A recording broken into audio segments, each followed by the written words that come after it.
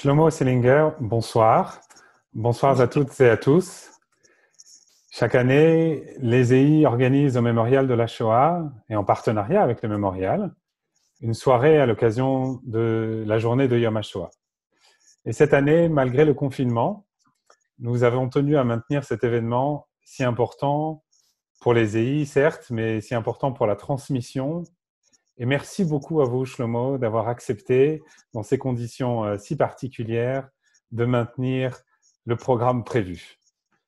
À l'initiative de Béatrice Alpern-Boucris, les EI souhaitent ainsi associer directement des jeunes, des animateurs, des cadres des mouvements de jeunesse juifs et non juifs à cette date si particulière. Bien sûr, nous avons d'autres occasions dans l'année pour commémorer la mémoire de la Shoah, mais ce soir, aujourd'hui, c'est l'occasion renouvelée de proposer un débat et un regard, et aussi des ressources pour l'éducation et la transmission. Merci à toutes et à tous d'être là ce soir, et nous accueillons à présent Shlomo Selinger pour un témoignage qui sera suivi d'un échange et des questions posées par les cadres des EI et des mouvements de jeunesse présents ce soir. Shlomo, quelques mots sur votre parcours de vie, sur votre biographie. Vous êtes sculpteur, vous êtes artiste, vous êtes aussi un rescapé de la Shoah. Et durant la Shoah, vous avez été déporté en 1942. Et puis, vous avez traversé 9 camps de déportation avant d'être libéré depuis le camp de Térésine en 1945. Par la suite, c'est l'amnésie. On n'avait plus de mémoire de cette histoire des camps pendant plus de 7 ans. Et puis, au fur et à mesure, cette mémoire est revenue. Vous étiez pendant plusieurs années en Israël, où vous avez non seulement participé à la guerre de 1948, mais contribué à fonder un kibbutz en Galilée. Et c'est là également que vous avez rencontré Ruth, votre épouse. Et puis peu à peu, c'est par l'art, la sculpture et les dessins que la mémoire vous est revenue. Vous avez été formé à Paris, à la sculpture, notamment auprès d'un sculpteur célèbre, Brancusi. Et aujourd'hui, c'est au total plus de 800 œuvres que nous pouvons admirer, sculptures et dessins. Le mémorial national des déportés de France à Drancy, le mémorial de la Résistance à la Courneuve, le monument au juste parmi les nations à Yad Vashem, des ensembles de sculptures sur l'esplanade Charles de Gaulle à la Défense et des sculptures en Israël, par exemple à Tel Haï, en Galilée. Je voudrais donc vous remercier au nom des EI, au nom des mouvements de jeunesse, en mon nom personnel, à vous, à votre épouse Ruth, d'être avec nous aujourd'hui, encore une fois dans des conditions très particulières. Et je vais tout de suite vous laisser la parole parce que ce soir, c'est d'abord vous que nous voudrions écouter et vous écouter aussi commenter vos œuvres et en particulier les dessins qui vont défiler au fur et à mesure de votre témoignage avant de passer à des questions. Merci encore et je vous donne la parole. Bonjour, Shlomo Selinger, ancien déporté, sculpteur, dessinateur. Puisque je suis un artiste, mon témoignage, je l'ai fait avec mes dessins, avec mes sculptures et puis aussi avec mes paroles qui je commente mes œuvres. Voilà. J'étais amené pour témoigner maintenant ici avec le Zoom devant le mouvement de jeunesse juif et non juif. Et ma façon de témoigner, c'est de commenter mes dessins, mes sculptures. Voilà. Et voilà ici les déportés de toute l'Europe arrivés par les wagons à Auschwitz, à Treblinka, un peu partout dans l'Europe, en Pologne et en Lituanie, accueillis par les SS avec leurs chiens qui étaient dressés pour manger d'hommes. Et nous étions sélectionnés, une part pour être exterminés tout de suite, et d'autre part, nous étions programmés pour être exterminés par le travail. Et l'accueil dans nos camps de concentration dans lesquels je me suis trouvé, par exemple, à Pfilteichen, qui dépendait de Gross-Rosen, à l'entrée, il y avait une écriture sur la porte, Arbeit macht frei, le travail libère. Et nous commencions à comprendre qu'il s'agit d'extermination par le travail. Et chaque fois, il y avait des paroles qui trompaient, la signification était tout à fait autre, qui annonçait de l'avance. Vous pouvez continuer le programme. Voilà. Et une fois les trains arrivaient avec le wagon à bestiaux, parfois, les jeunes mères, quand elles se rendaient compte que si elles sortaient avec leur bébé, elles étaient tout de suite gazées avec leur bébé. Dans leur désespoir, laissaient le bébé dans le wagon. Les SS les sortaient souvent sur les bouts de baïonnette. Et d'ailleurs, déjà, quand ils sont arrivés en Pologne, ils chantaient toujours un chant des marches des hitlériens. Si les sons vivent sur le bout des baïonnettes, nous nous sentirons beaucoup mieux.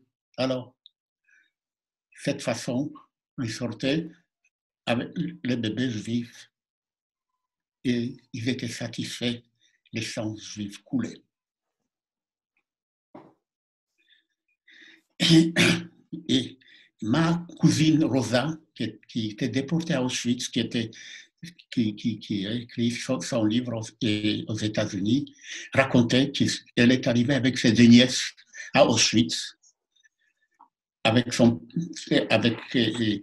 frère, sa belle-sœur, son grand-père, sa mère, son père, son ancien, et puis un SS habillé en noir, et entendait les pleurs d'un enfant.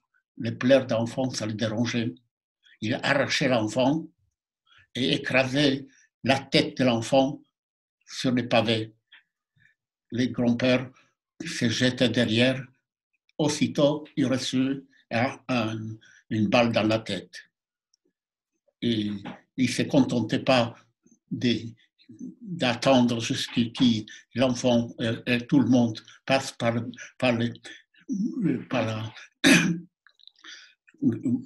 les gaz. Il aimait voir les sangs juifs couler. Continuez. Vous continuez.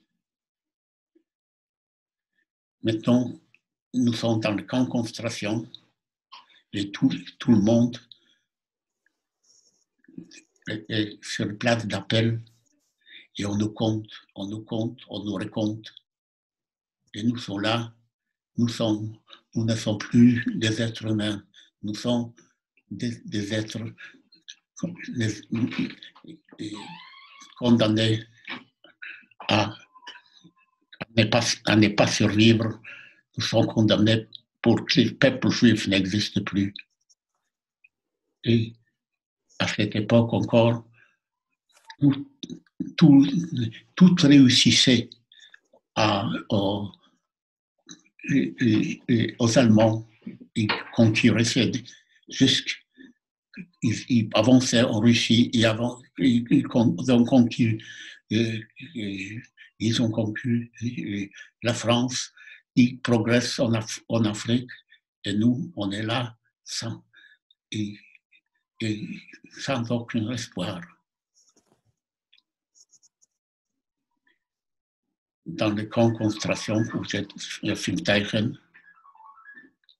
devant la porte, et on sortait tout le matin et avec l'orchestre des prisonniers qui était là, et on retournait du chantier avec, avec l'orchestre des camps. Et parmi les musiciens, il y avait les musiciens les plus importants de l'Europe et peut-être du monde qui étaient là devant la porte avec une illusion de survivre et qui jouaient les marches idiotes allemands. Et à côté des SS, des capots qui donnaient les rythmes, ils nous comptaient et nous racontaient. Et puis nous accompagnaient aussi avec ces chiens, mangeurs de rhum.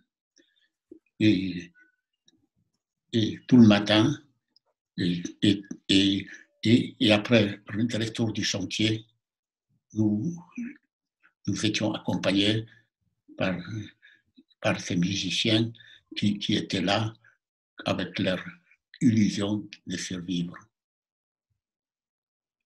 Continuez. Voilà.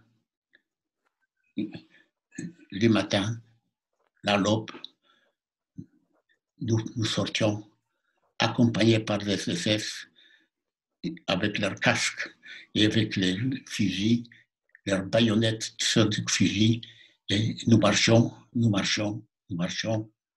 Et puis, regardez ces dessins, il y a les blancs. Dans ces blancs se cachent toutes les mystères, tous les malheurs, toute la cruauté qui nous accompagnait, qui nous vivions dans les camps de concentration avec une perspective d'être et avec le programme d'être exterminé par les travaux forcés. Et voilà, durant les travaux, nous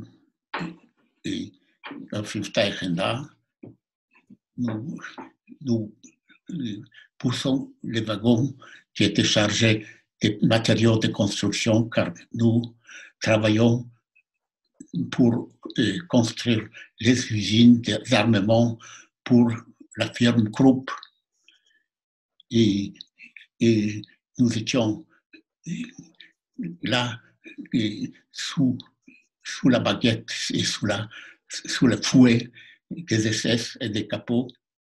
Et nous n'étions qui pour travailler et pour mourir par les travaux forcés.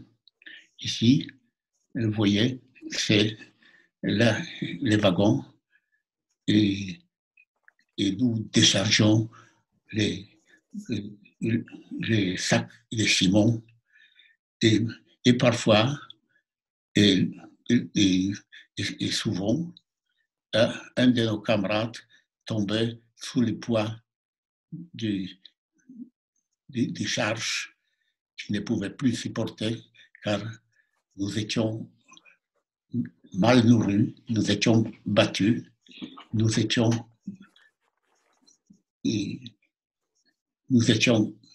dans le fond de notre désespoir.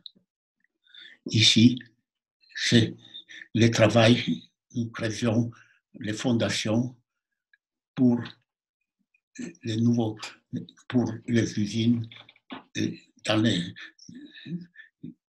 laquelle on fabriquait des armements pour l'armée allemande.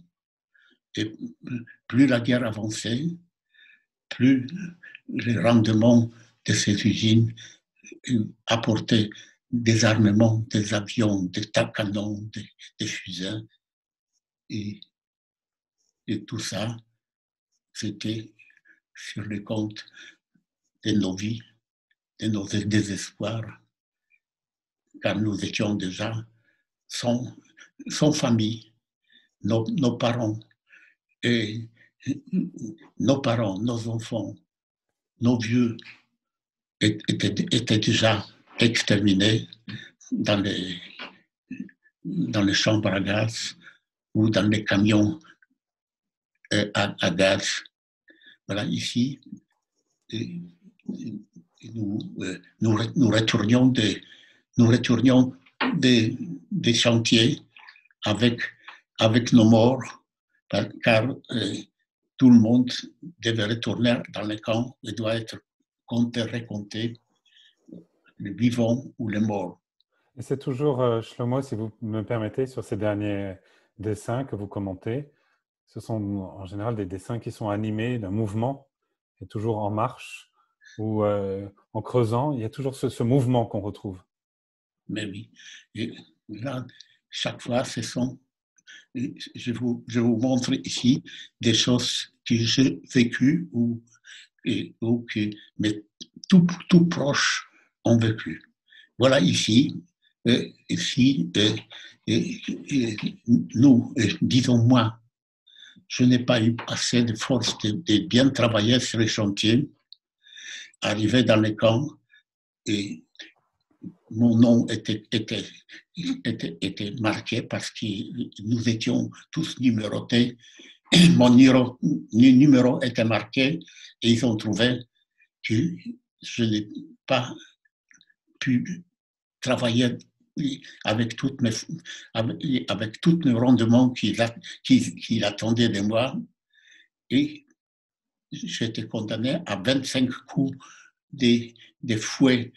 Alors, qu'est-ce que c'était sur les camps, sur les places d'appel? On a apporté une sorte de table qui nous prenait les pieds et d'un côté, un capot qui tenait la tête et de l'autre côté, il comptait jusqu'à 25. Et donc, Des scènes que Shlomo, vous avez dessinées j'ai dessiné, de mémoire. j'ai dessiné ça. Et de toute façon, avant, je n'étais pas artiste. L'art est venu après la Shoah. C'est ça, j'ai commencé tout de suite quand ma mémoire est revenue et que je commençais à savoir un peu dessiner. Il paraissait de temps en temps ma façon de dessiner. Là-bas, vous avez vu les, les pondus. Ça, c'était à, à, à, à Fallbrick, arrivé à Fallbrick. C'est un des camps de concentration dans Une lequel vous avez. concentration, c'est mon premier camp. Et un des matins, très tôt, à l'aube, on nous a réveillés beaucoup plus tôt et on nous a donné les liquides qui nous appelons la soupe. Et il faisait encore noir et on nous poussait dans un enclos où il y avait des arbres. Il faisait encore nuit et tout en buvant cette soupe, je me suis rendu compte qu'il y a des pieds qui sont suspendus au-dessus de la tête. Alors, toutes les arbres étaient couverts des pondus de nos camarades. Et ce sont des scènes, par exemple, celles qu'on voit ici, Et ça, que vous avez partagées par le dessin ou également avec d'autres rescapés? et je n'ai pas compris la question. Est-ce que c'est des scènes sur lesquelles Ces dessins, c'est des scènes dans les camps qui s'appellent Finkteichen. Tous les matins, il y a une charrette qui passait d'un bloc, un bloc ça veut dire des baraquements de l'autre, et ramasser les déportés qui sont morts pendant la nuit, et on les amenait sur la place d'appel, car nous devions être comptés tous, vivants ou morts. Et quand les essais se passaient, et les capots rendaient compte, tant de prisonniers, tant de temps vivants et tant de temps morts. Ici, c'est parmi les prisonniers, il y avait des gens qui étaient amenés dans l'endroit qui s'appelait Sonderkommando. Sonderkommando, c'était des gens qui s'occupaient déjà des morts qui passaient par les chambres à gaz. Et parfois, il arrivait qu'un père qui travaillait dans des Sonderkommando, donc sortait et qui amenait les cadavres au crématoire.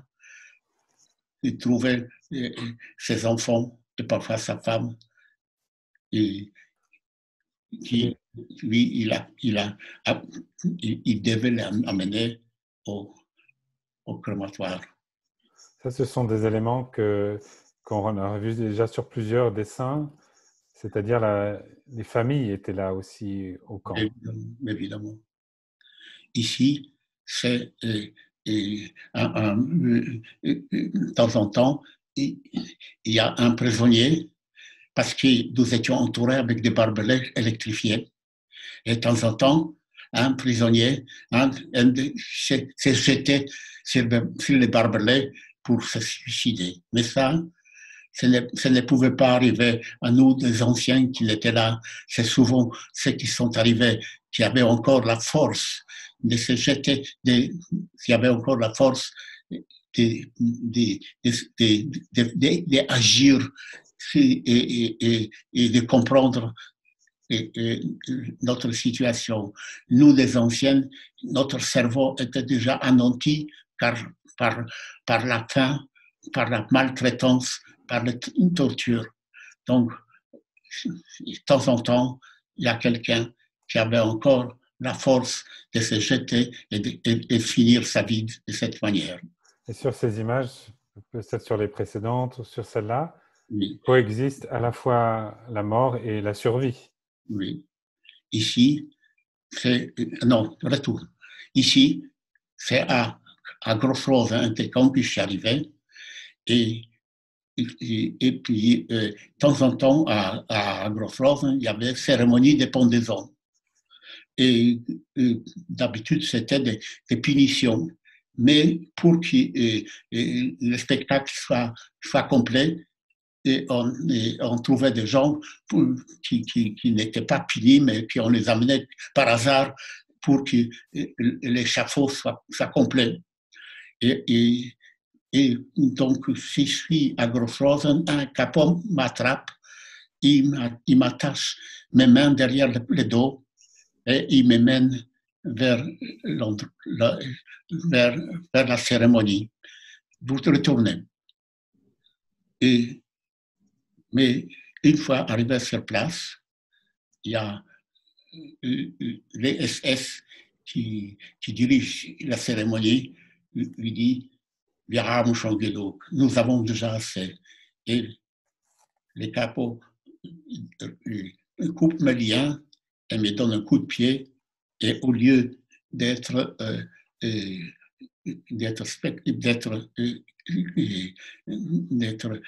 acteur, je suis spectateur.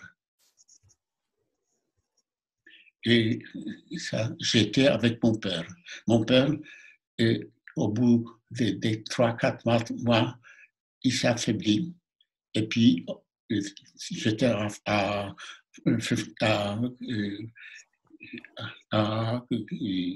Fallbrick.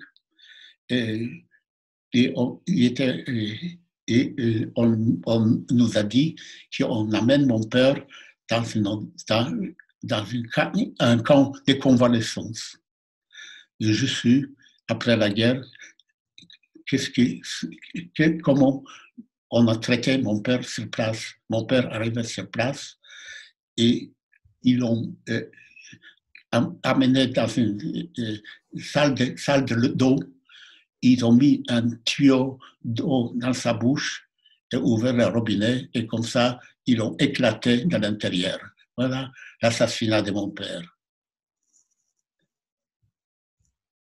Ça, c'est là, et au 42, tout d'un coup, nous avons su que Varsovie, le plus grand ghetto de la Pologne, la jeunesse juive a pris les armes et pas pour vaincre, mais pour mourir dignement. Ça, vous l'avez appris, vous étiez dans le camp. Et ça, j'ai appris encore au ghetto, dans le ghetto. Et ça nous donnait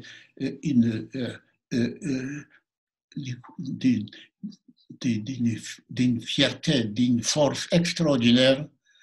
Nous allons mourir, mais l'ennemi mourra avec nous. Heureusement, malheureusement, pour retourner. Malheureusement, ils sont amenés avec des tanks, avec des avions, avec tout l'arsenal militaire lourd contre les pauvres armements que les Juifs pouvaient rassembler dans les conditions qu'ils étaient dans les ghettos.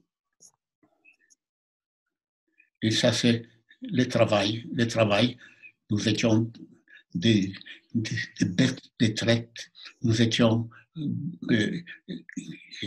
battus, nous étions humiliés, nous n'étions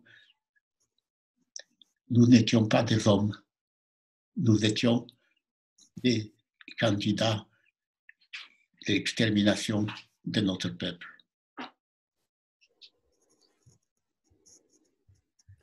Voilà. Merci beaucoup, Shlomo, d'avoir avec nous commenté au fur et à mesure ces dessins. Pour vous, il y a une progression dans ces dessins que vous nous montrez tour à tour. Vous pouvez montrer encore quelques réalisations sculpturales. Oui, à côté des dessins. D'ailleurs, vous dessiniez encore ce matin, lorsqu'on s'est préparé. Une partie de mes dessins et c'est la Shoah. Le reste, c'est un hymne à la vie. Et c'est en tout peut-être 5% de mon travail et le témoignage. Et le reste, c'est ma soif de vivre. Voilà, c'est ça. Ça, c'est le mémorial du Requiem pour les Juifs en Allemagne. En Allemagne. Ça, c'est à Bozen. C'est le mémorial. Et ça, c'est en 55, ma première sculpture que j'ai fait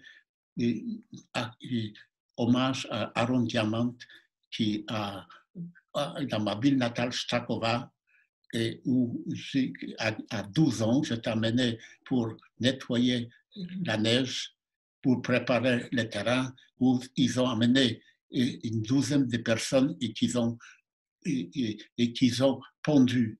Et moi, j'étais ramené toute la ville pour qu'ils assistent. Et j'étais peut-être 5 mètres de l'arbre sur lequel mon moniteur des mouvements de jeunesse sionistes était pondu.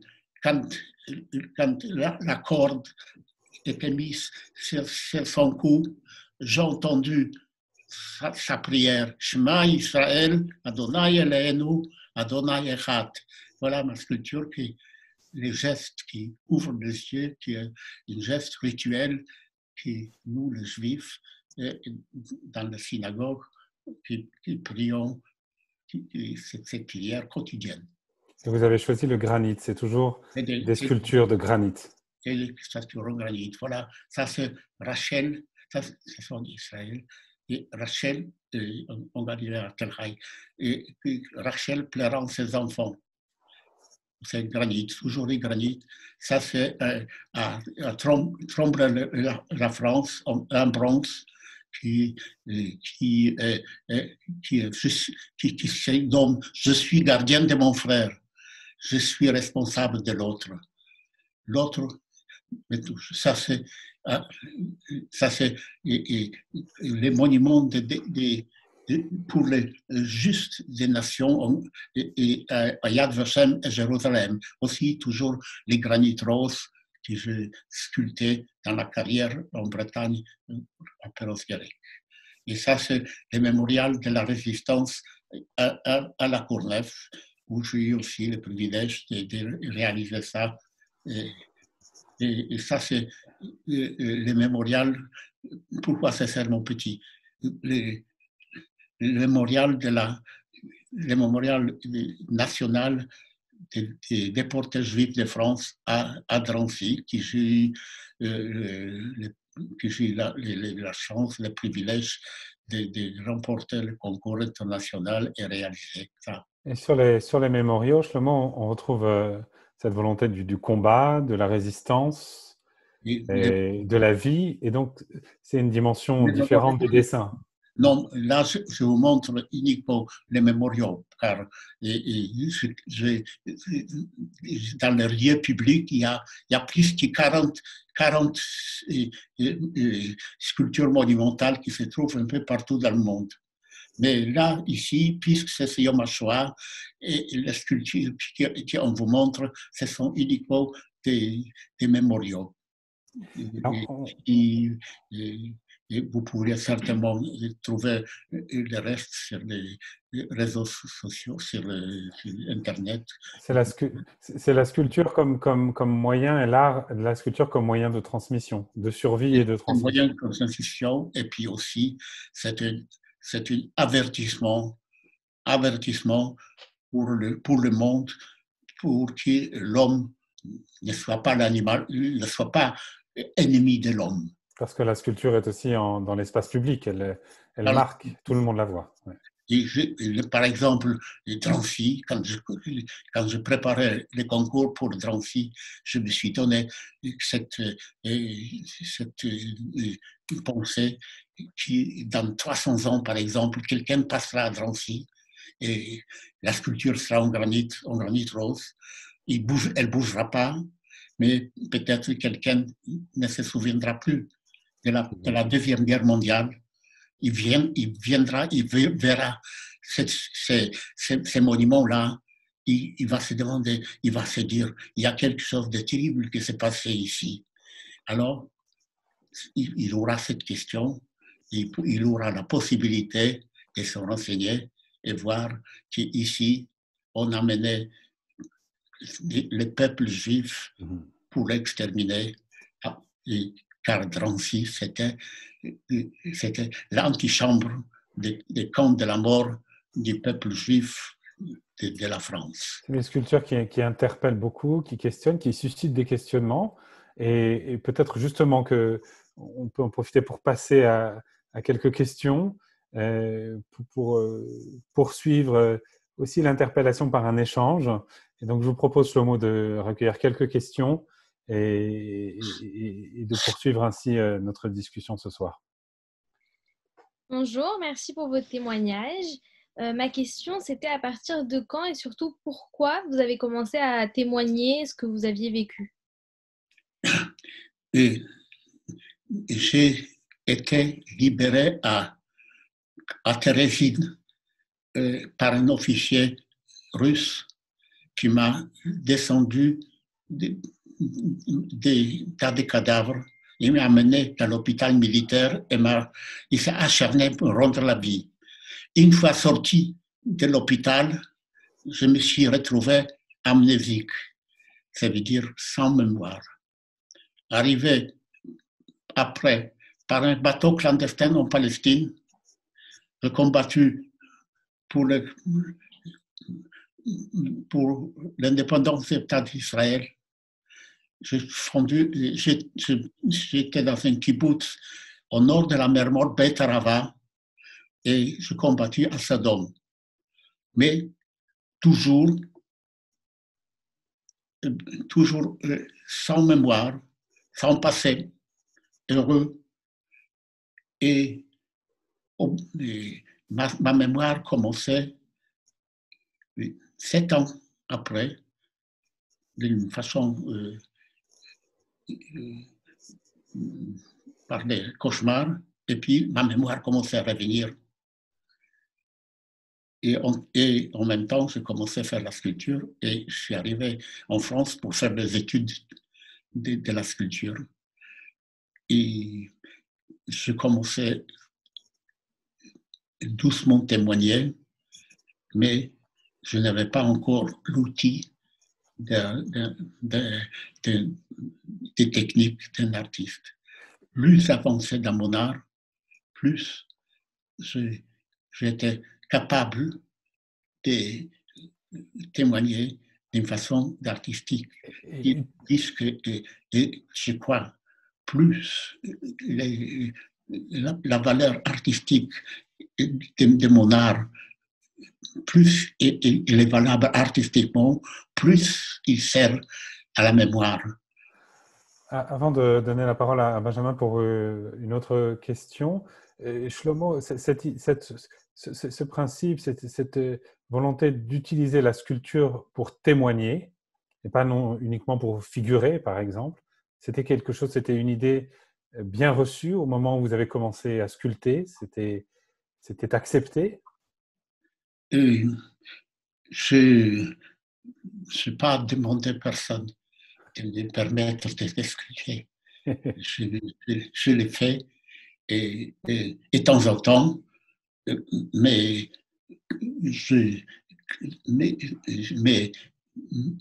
cauchemars, pour m'en libérer, je les mettais ou sur papier ou taillés dans le granit ou dans le bois.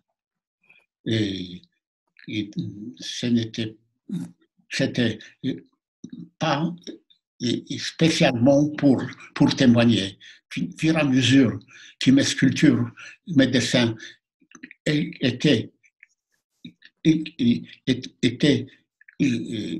témoignages de mon passé, plus ils commençaient à servir la mémoire. Mmh. Merci beaucoup. Et je donne la parole à Benjamin. Je trouve qu'une autre question. Merci beaucoup. Bonjour et merci beaucoup pour ce témoignage infiniment important. Ma question, elle se base un petit peu plus sur un cadre privé. Au niveau de votre famille, comment vous arrivez à témoigner, à leur raconter ce qui s'est passé? On a vu que du côté public, vous parlez beaucoup sur vos dessins, sur vos sculptures, mais à vos enfants, vos petits-enfants, comment vous leur témoignez ce que vous avez vécu? Et comment je témoignais? De temps en temps, je n'ai pas témoigné d'une façon systématique. De temps en temps, où est ton père? Où est ta maman? Alors, il trouvait une réponse. Mon père était assassiné par les nazis. Où est ta mère? Où est ta petite sœur? Ma petite sœur, toute petite, très belle, elle est assassinée par les nazis. Où est ta mère? Ta mère, ma mère, était assassinée par les nazis. Ma mère que j'aimais, ma mère qui m'aimait. Mais où est ta grand-mère? Ma grand-mère était assassinée par les nazis. Où est ton grand-père? Où est ton oncle? Où est ton copain? Où est ton ami? Où est ton cousin? Où est ton petit cousin qui était dans les wagons qui menait vers Auschwitz et il n'est même pas arrivé parce qu'il était étouffé par la foule qui les condensait. Lonek, mon petit cousin Lonek. Où est ma cousine Ada? Où est ma cousine Shulamit? Où est ma cousine Rutka? Où est ma ville? Où sont mes camarades? Il n'y a personne. Ils ont réussi d'assassiner mon peuple. Et cette lecture des noms, comme nous la faisons chaque année également à Yom HaShoah, lecture des noms des familles, de chacune de nos familles, à titre individuel, qui aussi est une histoire collective, une histoire du peuple juif pendant la Shoah. Et c'est cette histoire aussi que les sculptures permettent de partager. Il y a une histoire. L'art, c'est une histoire aussi voulue qui est une sorte de médium qui, à travers lui, des choses s'expriment. Mais en même temps, il y a ces côtés personnels, ces côtés subjectifs. Et plus un artiste arrive à pousser ces côtés subjectifs qui en même temps sont alimentés par les côtés intuitifs. Il arrive à pousser ces côtés subjectifs très, très, très, très, très loin, mais très, très loin, il rejoint l'universel. Donc, moi, si vous êtes d'accord, je crois que Avital souhaiterait également vous poser une question ce soir. Pardon? Alors, je voulais proposer une autre question. Voilà. D'abord, merci beaucoup de votre témoignage très émouvant et très complet. J'aurais une question par rapport à votre art et du coup vos sculptures et vos dessins. Comment est-ce que vous avez été attiré par la sculpture et pourquoi ce type d'art spécifiquement? J'ai commencé à sculpter d'une façon très romantique. Je me suis promené en Israël sur le mont Carmel avec une jeune fille qui je voulais plaire je me suis promené avec elle. Elle avait sur son portable un petit canif et sur le mont Carmel il y avait plein d'arbres, des pins. J'ai pris un morceau d'écorce de l'arbre où j'ai sculpté un petit bonhomme. Et moi, j'habitais dans un kibbutz au Galilée. Et elle a trouvé ce petit bonhomme que j'ai fait avec son canif, très très beau. Et voulant plaire à cette jeune fille, je suis rentré dans mon kibbutz. Je suis allé dans la menuiserie du kibbutz.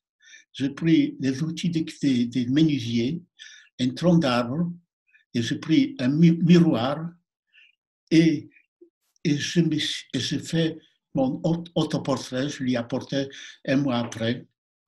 Et puis, je l'ai apporté et depuis, je ne me suis plus arrêté. 2 ans après, j'ai reçu le premier prix des jeunes sculpteurs israéliens. Et puis, quelques temps après, j'ai reçu le premier prix des jeunes sculpteurs israéliens et je suis venu à Paris pour étudier à l'École supérieure des beaux-arts. C'est comme ça que je suis devenu sculpteur. Je suis devenu sculpteur pour plaire à une jeune fille. Et cette jeune fille dont vous parlez, votre Ruth, Ruti, elle est avec nous aussi ce soir, puisqu'elle est assise derrière vous. Maintenant, je suis marié avec elle. J'ai 3 enfants. J'ai 11 petits-enfants et une petite arrière-fille. Bravo. Et puis, la vie prime tout. Vive la vie. Et puis, je crois à l'homme. Je crois à l'homme sans illusion. Je l'ai vu dans